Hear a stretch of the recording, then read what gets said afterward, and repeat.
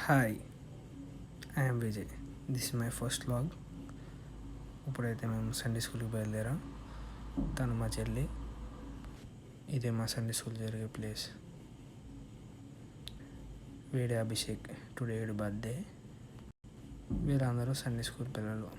Actually Sunday school లోపల జరగాలి.